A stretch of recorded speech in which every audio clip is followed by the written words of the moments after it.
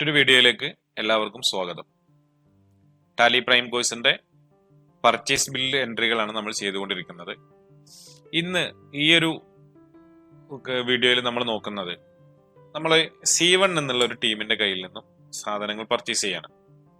ആ ഒരു purchase ബില്ലില് 12% വരുന്നതുണ്ട്, 28% tax വരുന്നത്, 18% ടാക്സ് വരുന്ന ഐറ്റംസുകളുണ്ട്. ഇത് ഒരേ ബില്ലിൽ എങ്ങനെയാണ് നമ്മൾ എൻട്രി ചെയ്യുക എന്നുള്ളതാണ് നമ്മൾ ഇനി നോക്കുന്നത്. നമ്മൾ കഴിഞ്ഞ പർച്ചേസ് ബില്ലുകളൊക്കെ ചെയ്തിരുന്നത് 18% മാത്രം ഉള്ള ഒരു ബില്ലിനെയാണ് ചെയ്തിരുന്നത്. അപ്പൊ നമ്മൾ ആ പർച്ചേസ് ലെഡ്ജർ എന്നുള്ള സ്ഥലത്ത് നമ്മൾ പർച്ചേസ് അണ്ടർ ആറ്റ് 18 എന്നുള്ളത് കൊടുത്താൽ തന്നെ എന്ത് ചെയ്തിരുന്നു, ഓട്ടോമാറ്റിക്കായിട്ട് CGSTയും SGST ഒക്കെ വന്നിരുന്നു. ഇവിടെ എങ്ങനെയാണ് നമ്മൾ ഈ ഒരു പ്രോബ്ലത്തെ സോൾവ് ചെയ്യുക എന്നുള്ളതാണ് ഇന്നത്തെ വീഡിയോയിൽ നമ്മൾ പരിചയപ്പെടുന്നത്. ആദ്യമായിട്ട് ഞങ്ങളുടെ ചാനൽ വീഡിയോ കാണുന്നവരാണെങ്കിൽ ചാനൽ ഒന്ന് സബ്സ്ക്രൈബ് ചെയ്ത് വെക്കുക. തൊട്ടടുത്ത് കാണുന്ന ബെൽ ബട്ടൺ എനേബിൾ ചെയ്താൽ ഞങ്ങളിടുന്ന വീഡിയോയുടെ നോട്ടിഫിക്കേഷൻ നിങ്ങൾക്ക് ലഭിക്കും. വീഡിയോകൾ ഇഷ്ടപ്പെട്ട ലൈക്ക് അടിക്കുക, ഷെയർ ചെയ്യുക, നിങ്ങളുടെ അഭിപ്രായങ്ങൾ കമന്റ് ബോക്സിൽ അറിയിക്കുക. അപ്പോൾ നമ്മൾ പർച്ചേസ് ബില്ലിലേക്ക് പോവാം. അതിനുവേണ്ടി നമ്മൾ പർച്ചേസ് ഓപ്പൺ ചെയ്ത് വെച്ചിട്ടുണ്ട്. നേരത്തെ പോലെ തന്നെ നമ്മൾ 11-ാം തീയതിയാണ് നമുക്ക് മെറ്റീരിയൽ റിസീവ് ആവുന്നത്. നമ്മുടെ ഇവിടെ ഒരു ഇൻവോയ്സ് നമ്പർ ജസ്റ്റ് എൻ്റർ ചെയ്ത് കൊടുക്കാം. നമ്മൾ 8-ാം തീയതിയാണ് പർച്ചേസ് ചെയ്യുന്നത്. C1 തമിഴ്നാടിനാണ് നമ്മൾ സാധനങ്ങൾ പർച്ചേസ് ചെയ്യുന്നത്. നമ്മളിവിടെ അണ്ടർ പർച്ചേസ് 18 ഉണ്ട്, IGST പർച്ചേസ് 18 ഉണ്ട്. ഇവിടെ നമ്മൾ ഏതാണ് സെലക്ട് ചെയ്യുക. ഇവിടെ നമ്മൾ എന്താ വെച്ചാൽ ചെറിയൊരു മാറ്റം വരുത്തും. നമ്മൾ ഇവിടെ F12 കോൺഫിഗറേഷനിൽ പോയി കോൺഫിഗറേഷനിൽ നമ്മൾ എന്ത് ചെയ്യാണ്, ഒരു ചെറിയൊരു മാറ്റം വരുത്താണ്. ഇവിടെ സെലക്ട് കോമൺ ലെഡ്ജർ അക്കൗണ്ടിൻ ഐറ്റം അലോക്കേഷൻ എന്നുള്ളത് നോ എന്നാക്കുകയാണ് നമ്മൾ തൽക്കാലം. അത് നോ ആക്കുന്നതോടുകൂടി അവിടെ കുറെ മാറ്റങ്ങൾ വന്നു. കാരണം ആ പർച്ചേസ് ലെഡ്ജറിന്റെ ആ ഒരു സ്പേസ് അവിടെ നിന്ന് പോയിട്ടുണ്ട്, നിങ്ങൾക്ക് കാണാൻ കഴിയുന്നുണ്ടാവും.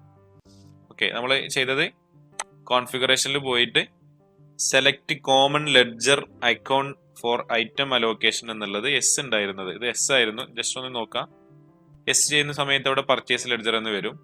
ഇനി നമ്മൾ ആ എസ് അവിടെ നിന്ന് ഓഫ് ആക്കിയിട്ടാൽ അവിടെ നോ എന്നുള്ളത് കൊടുത്താൽ എന്താവും, പാർട്ടി നെയിം മാത്രമേ അവിടെ നമുക്ക് കാണാൻ കഴിയുള്ളൂ.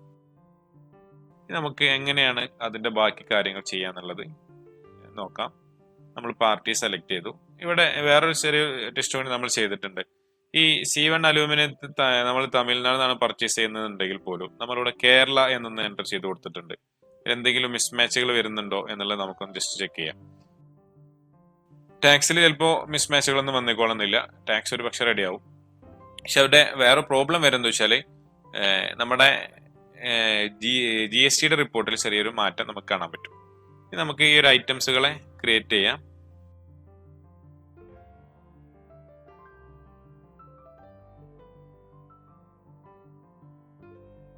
അണ്ടർ നമ്മൾ ബാസ്ക്കറ്റ് എന്നുള്ളതിലേക്ക് കൊടുക്കാം. ജസ്റ്റ് നമ്മളിവിടെ HSN കോഡ് കൊടുത്ത്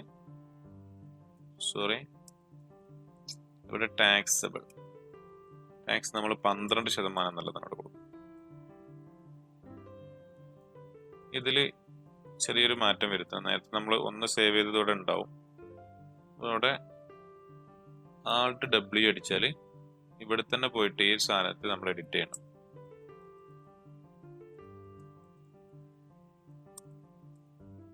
ഓക്കെ, നേരത്തെ നമ്മളോട് ഡേറ്റ് ചോദിച്ചിരുന്നു. ആ ഡേറ്റ് നമ്മൾ എൻ്റർ ചെയ്ത് വിട്ടാന്ന് വെച്ചാൽ ഇതിന് 2 ടാക്സ് ആയിട്ട് ഇങ്ങനെ വന്ന് നിൽക്കും. അതിനാണ് നമ്മൾ Alt W അടിച്ചുകൊണ്ട് അങ്ങനെ പോയത്. എസ് കൊടുക്കുക. ഐറ്റംസ് നമ്മളിവിടെ ബാസ്ക്കറ്റ് എന്നുള്ളത് സെലക്ട് ചെയ്യുന്നു. കാറ്റഗറി ഒന്നും കൊടുക്കുന്നില്ല, നമ്മൾ പീസസ് എന്നുള്ളതാണ് ക്വാണ്ടിറ്റി കൊടുക്കുന്നത്. പീസ് ഇല്ല, നമ്മൾ നമ്പേഴ്സ് തന്നെ കൊടുക്കാം. ആൾട്ടർനേറ്റീവ് വേണ്ട. സ്റ്റാൻഡേർഡ് റേറ്റ് ഒന്നും നമ്മൾ ഇതിൽ സെറ്റ് ചെയ്തിട്ടില്ല. മെയിൻ ലൊക്കേഷൻ, ഈ മെയിൻ ലൊക്കേഷൻ നമുക്ക് ആദ്യത്തേക്ക് വരാൻ വേണ്ടിയിട്ട് നമുക്കിവിടെ 1 എന്നുള്ളത് കൊടുത്തു. Quantity 10 1600 right. ഇപ്പോ നമ്മൾ ഈ ഒരു എമൗണ്ട് എൻ്റർ ചെയ്യുന്നതോട് കൂടി അടുത്തൊരു ബോക്സ് നമുക്ക് അഡീഷണൽ ആയിട്ട് വരുന്നുണ്ട്. ഇവിടെയാണ് നമ്മൾ ഇതിന്റെ ടാക്സുകൾ സെറ്റ് ചെയ്ത് കൊടുക്കേണ്ടത്.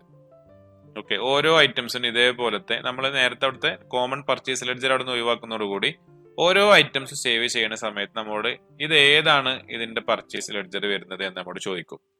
അപ്പൊ ഓരോന്നിനും നമ്മൾ എന്ത് ചെയ്യണം? പർച്ചേസ് ലെഡ്ജർ കൊടുത്തിരിക്കണം. അപ്പൊ നമ്മളിവിടെ IGST പർച്ചേസ് അറ്റ് 12% എന്നുള്ള ഒരു അണ്ടർ ക്രിയേറ്റ് ചെയ്യണം. പർച്ചേസ് അക്കൗണ്ട് അപ്ലിക്കബിള് വേണ്ട ഇൻഡർസ്റ്റേറ്റ് പർച്ചേസ് ടാക്സബിൾ ടാക്സ് 12% എന്നുള്ളത് നമ്മൾ കാണിക്കും.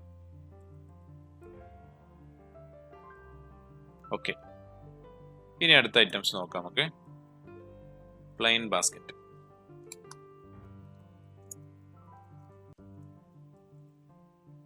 നമ്മൾ അണ്ടർ ബാസ്ക്കറ്റ് കൊടുക്കുന്നു. ക്വാണ്ടിറ്റി നമ്പേഴ്സ് ആണ്. നമ്മൾ ബാക്കിയുള്ള ഐറ്റംസുകളൊന്നും ഇപ്പൊ സ്റ്റാൻഡേർഡ് റേറ്റ് ഒന്നും ചെയ്യുന്നില്ല. ഗോഡൗണ് 10,100 എന്നുള്ളതാണ്. ഇവിടെ നമ്മൾ എന്ത് ചെയ്യണം? IGST അറ്റ് 12% എന്നുള്ളത് കാണിക്കാം. ഇനി GT BT എന്നുള്ളത് കൊടുക്കാം.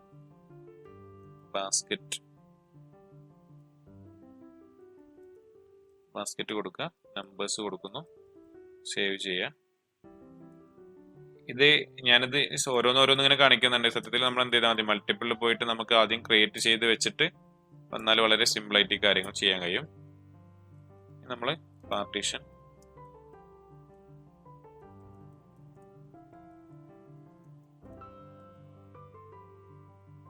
സേവ് ചെയ്യാം. ഇവിടെ ഗോഡൗൺ ഓട്ടോമാറ്റിക് ആയിട്ട് വരുന്നുണ്ടാവും.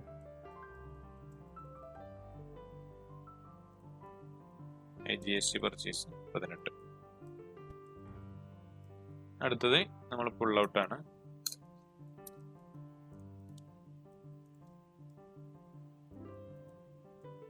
Basket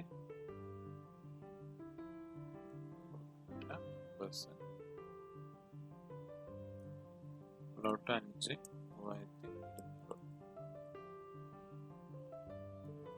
GST 12 sorry. ഇനി നമ്മൾ ബ്ലേഡ് ആണ് ക്രിയേറ്റ് ചെയ്യുന്നത്. നമ്മൾ ബ്ലേഡ് എന്നുള്ളത് കൊടുക്കുക. ഇവിടെ അണ്ടറിൽ നമ്മൾ ബ്ലേഡ് എന്നുള്ളത് ക്രിയേറ്റ് ചെയ്യണം. എന്നിട്ട് അതിന്റെ HSN കോഡ് സെറ്റ് ചെയ്ത് കൊടുക്കുക. ടാക്സബിൾ ആണ് വരുന്നത്. അതിന് ടാക്സ് 28 ആണ്. 28 ബ്ലേഡിന് ടാക്സ് വരുന്നത് 18 ഉള്ളൂ. ജസ്റ്റ് എക്സാമ്പിൾ കാണിക്കുക എന്നുള്ളത് മാത്രമേ ഉള്ളൂ. നോട്ട് അപ്ലിക്കബിൾ ആണ്. നമ്മൾ നമ്പേഴ്സിലാണ് ബ്ലേഡും കാണിക്കുന്നത്. ആൾട്ടർനേറ്റീവ് ക്വാണ്ടിറ്റി ഇല്ല.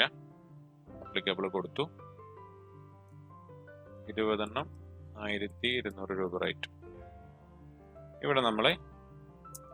ഇവിടെ ഉള്ള നിലവിലുള്ള ഈ സംഭവങ്ങൾക്ക് മൂന്നും ഇത് പറ്റില്ല. നമ്മൾ IGST പർച്ചേസ് 28 എന്നുള്ള പുതിയ ഒരു ലെഡ്ജർ കൂടി അവിടെ ക്രിയേറ്റ് ചെയ്യണം. 8% പർച്ചേസ് അക്കൗണ്ട് ആണ്. അപ്ലിക്കബിൾ ആണ്. Interstate purchase taxable. ഓക്കെ, 28%. അത് നമ്മൾ കൊടുത്തു. നമുക്ക് നമ്മൾ മൈക്ക ഷീറ്റ് ആണ് കൊടുക്കേണ്ടത്. മൈക്ക ഷീറ്റ് 10 950 രൂപ റേറ്റ്. മൈക്ക ഷീറ്റ് നമ്മൾ വേറെ മൈക്കാണ്. മൈക്ക ഷീറ്റ് 1 mm എന്നുള്ളത് കൊടുക്കാം. മൈക്ക ലാമിനേറ്റ്സ് നമ്പേഴ്സ് കാര്യങ്ങളൊക്കെ എൻ്റർ ചെയ്യാം. 950. അതിന്റെ ടാക്സ് വരുന്നത് IGST പർച്ചേസ് അറ്റ് 18 ആണ്. ഇത്രയും കാര്യങ്ങൾ. അപ്പൊ നമുക്കറിയാം ഇപ്പൊ 12 28 18 കൊടുത്തു. ഇനി ഇതിന്റെ IGST ടോട്ടൽ എമൗണ്ട് നമുക്ക് കിട്ടണം. ഇതിന്റെ ടോട്ടൽ എമൗണ്ട് വരിക 15,900 ആയിരിക്കും. ഇപ്പോ 89,000 28 അല്ലെങ്കിൽ അത് ഏതാണ് ഇതിന്റെ കറക്റ്റ് ടാക്സ് എന്നുള്ളത് നമുക്ക് ചിലപ്പോൾ അറിയില്ല. ഓക്കെ, അത് റെഡി ആണോ എന്ന് നോക്കണമെന്നുണ്ടെങ്കിൽ നമ്മൾ എന്ത് ചെയ്താൽ മതി? ഇവിടെ മോർ ഡീറ്റെയിൽസിൽ വന്നാൽ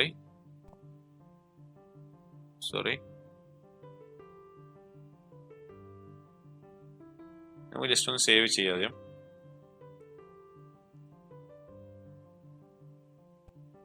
ഇവിടെ നമുക്കൊരു mismatch in the nature of transaction and place of supply. അതായത് നമ്മളവിടെ കേരള എന്നുള്ളതാണ് സെലക്ട് ചെയ്തിട്ടുള്ളത്. ഇനി അതിനെ ഒന്ന് ജസ്റ്റ് ഒന്ന് ആദ്യം നമുക്ക് അതിനെ ഒന്ന് മാറ്റി നോക്കാം. ഇവിടെ തമിഴ്നാട് എന്നുള്ളതിൽ നമ്മൾ തമിഴ്നാട് ഇവിടെ കൊടുക്കുക. അതിനുശേഷം നമ്മൾ എൻ്റർ ചെയ്യുന്ന സമയത്ത് ഒരു വട്ടം കൂടി നമ്മൾ ഇവിടെ ഇത് മാറ്റി കൊടുക്കണം. ഇവിടെ ഈ സമയത്ത് ഇത് മാറിയിട്ടുണ്ടാവില്ല, അടുത്ത പർച്ചേസ് ബില്ലിൽ ഇത് മാറുള്ളൂ. അപ്പോൾ ഇവിടെയും നമ്മൾ എന്ത് ചെയ്യണം, ആ സാധനത്തെ നമ്മൾ മാറ്റി കൊടുക്കണം.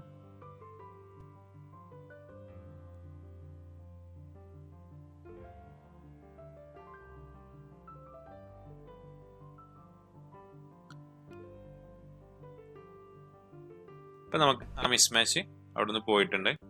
നമുക്ക് നിലവിൽ എന്തില്ല, മിസ്മാച്ച് അവിടെ കാണുന്നില്ല.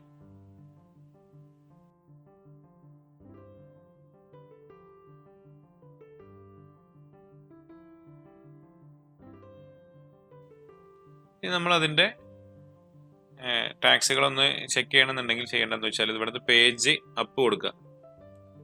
പേജ് അപ്പ് കൊടുത്താൽ നമുക്ക് ഇതേപോലത്തെ നമ്മൾ ആ പർച്ചേസ് ബില്ല് നമുക്ക് കാണാൻ കഴിയും. ഇവിടെ മോർ ഡീറ്റെയിൽസിൽ വന്ന് GST ടാക്സ് അനാലിസിസ് എന്നുള്ളൊരു ഓപ്ഷൻ ഉണ്ട്. അവിടെ നമ്മൾ ആ ഓരോ സാധനങ്ങളുടെ പേരും അതിൻ്റെ ടാക്സബിൾ വാല്യൂ ഒക്കെ കാണാൻ കഴിയും. ഇവിടെ Alt F1 കൊടുത്താൽ നമുക്കതിൻ്റെ GST ഡാറ്റ, GST ഡീറ്റെയിൽസ് കാണാൻ പറ്റും. അതിൽ എന്തെങ്കിലും എററുകളൊക്കെ ഉണ്ടെങ്കിലൊക്കെ നമുക്ക് അതിൻ്റെ കാൽക്കുലേഷനിലൂടെ കാണാൻ കഴിയും. ഇങ്ങനെ നമുക്ക് എന്ത് ചെയ്യാൻ പറ്റും, പർച്ചേസ് ബില്ലുകളെ ഇങ്ങനെ കൃത്യമായി ചെക്ക് ചെയ്താണ്ട് വെരിഫൈ ചെയ്യാൻ പറ്റും. ഇങ്ങനെയാണ് വ്യത്യസ്ത ടാക്സുകളുള്ള ബില്ലുകൾ നമ്മൾ ഒരേ ബില്ലിൽ തന്നെ വ്യത്യസ്ത ടാക്സ് റേറ്റുകളിലുള്ള ഐറ്റംസുകൾ വരികയാണെങ്കിൽ ഇങ്ങനെയാണ് നമ്മൾ എന്ത് ചെയ്യേണ്ടത്, ടാലിയിൽ എൻ്റർ ചെയ്യേണ്ടത്. ജസ്റ്റ് നമ്മുടെ ഇപ്പോഴത്തെ ബാലൻസ് ഷീറ്റിൻ്റെ അവസ്ഥ നോക്കാം. അതിൽ പ്രോഫിറ്റ് ലോസ് അക്കൗണ്ടിൽ വലിയ മാറ്റങ്ങളൊന്നുമില്ല. ബാലൻസ് ഷീറ്റിലെ എമൗണ്ടിലൊക്കെ നല്ല മാറ്റങ്ങളൊക്കെ വന്നിട്ടുണ്ട്.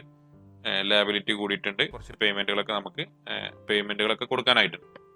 ഇനി അടുത്തൊരു വീഡിയോയിൽ നമ്മൾ കുറച്ച് പേയ്മെന്റുകൾ കൊടുക്കണം. അതേപോലെ തന്നെ നമ്മളെ പർച്ചേസ് ചെയ്ത മെറ്റീരിയലുകളെ നമ്മൾ എന്ത് ചെയ്യണം, സെയിൽ ചെയ്യുവാണ്. ഓക്കെ, അടുത്തൊരു വീഡിയോയുമായി നമ്മൾ വീണ്ടും കാണാം. ഗുഡ്.